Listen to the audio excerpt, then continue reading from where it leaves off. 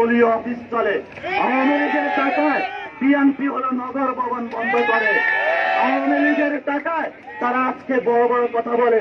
আমরা গণ অভ্যুত্থানের পরে দেখেছি তারা বসুন্ধরা যারা ফেসিস্ট শক্তির সহযোগী ছিল তাদের গাড়িতে করে ইন্ডিয়ার এজেন্ট বাস্তবায়ন করার জন্য বাংলাদেশে এসে কিভাবে করে জনতার উপর গাড়ি চালিয়ে আজকে তারা জনগণের উপরে বড় বড় কথা বলছে।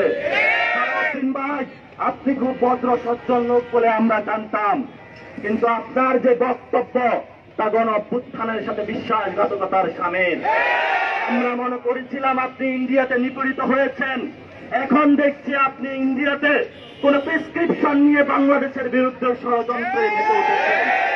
আমরা দেখেছি ইন্ডিয়া থেকে তারা বাংলাদেশে টাকা পাঠিয়ে আওয়ামী অর্থনীতির মাধ্যমে বিভিন্ন অফিস দখল করে জনগণের উপরে সন্ত্রাসবাদী কার্যক্রমের পথ বেছে নিয়েছে।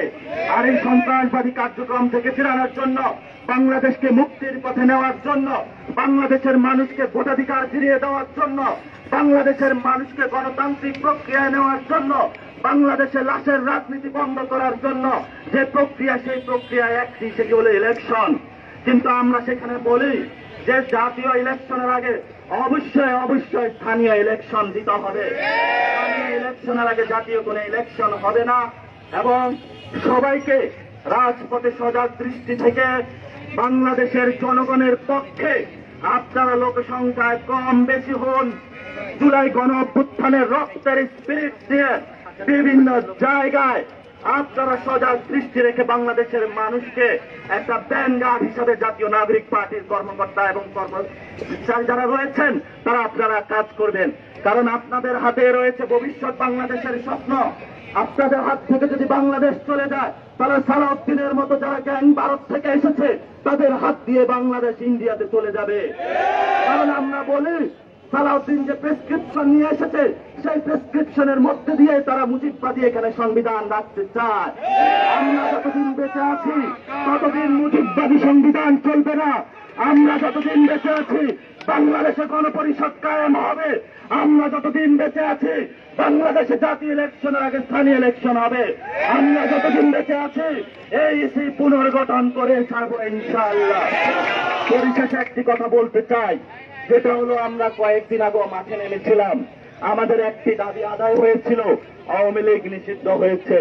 কিন্তু আওয়ামী লীগের এই ইলেকশন কমিশন সংবিধান এখনো নিষিদ্ধ হয় নাই। আমরা সংবিধান পোড়ানো কর্মসূচিতে বাধ্য হব। বাংলাদেশে কোন সংবিধান, মজুরীয় সংবিধান থাকবে না। আপনারা ছাত্ররা এর উদাহরণ অতীতে আছে, আপনারা সেগুলো দেখে নেবেন। যদি আপনাদের পড়াশোনার ঘাটতি থাকে আমরা যাই আপনাদেরকে পড়িয়ে দেব। এবং বাংলাদেশের ভবিষ্যতে আমরা সে আন্দোলনে বলেছিলাম জুলাই ঘোষণাপত্র 31 কার্য দিবসের মধ্যে সরকার বলেছিল দিবে। আমরা এখনো দিনক্ষণ কার্য দিবস গুলা গুনতেছি।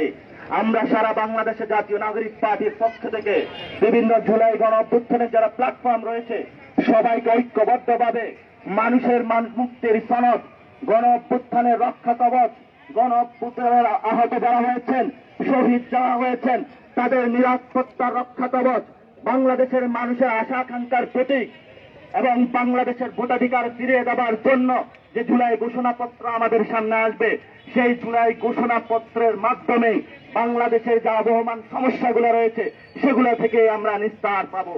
আমাদেরকে আসিফ নজরুল বলেছিলেন, একবার মুলা দেখিয়েছিলেন ছাত্র জনতাকে উনি ঘোষণাপত্র দিবেন, কিন্তু উনি বিশ্বাসঘাতকতা করেছেন।